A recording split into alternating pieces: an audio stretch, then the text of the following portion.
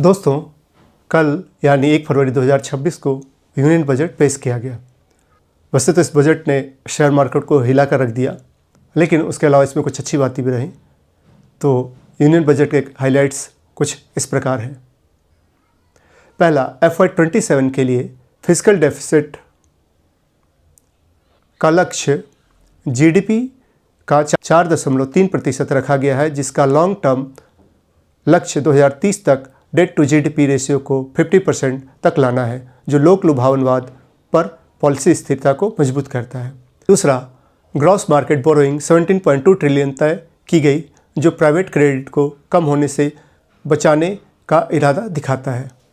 तीसरा, कैपिटल खर्च 9% बढ़ा है, जिससे कैपेक्स GDP से 4.4% के अब तक के सबसे ऊंचे स्तर पर पहुंच गया है, जिससे इंफ्रास्ट्रक्चर आधारित विकास मॉडल बरकरार है।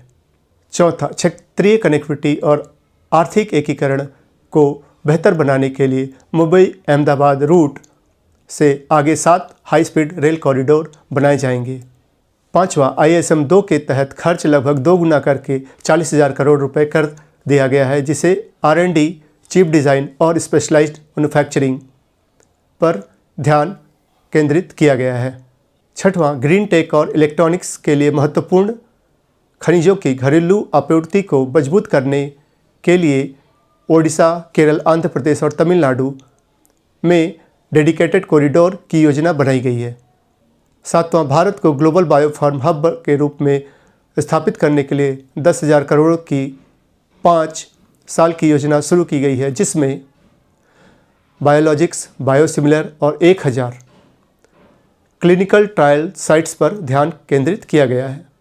आठवां, सरकार ने F&O ट्रेड पर सिक्योरिटीज़ ट्रांजैक्शन टैक्स यानी STT में बदलाव किया है।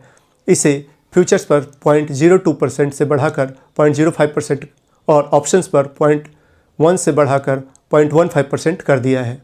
नौवां, इनकम टैक्स एक्ट 1961 को अप्रैल 2026 से नए इनकम टैक्स एक्ट 2025 से बदला जाएगा, जिसका मकसद सरलीकरण और मुकदमेबाजी को कम करना है। 10वां, बजट का लक्ष्य 2047 तक जल मार्गों और तटीय शिपिंग के फ्रेट शेयर को 6% से दोगुना करके 12% करना है, जो कम लागत, ऊर्जा, कुशल लॉजिस्टिक्स की ओर एक संरचनात्मक कदम है।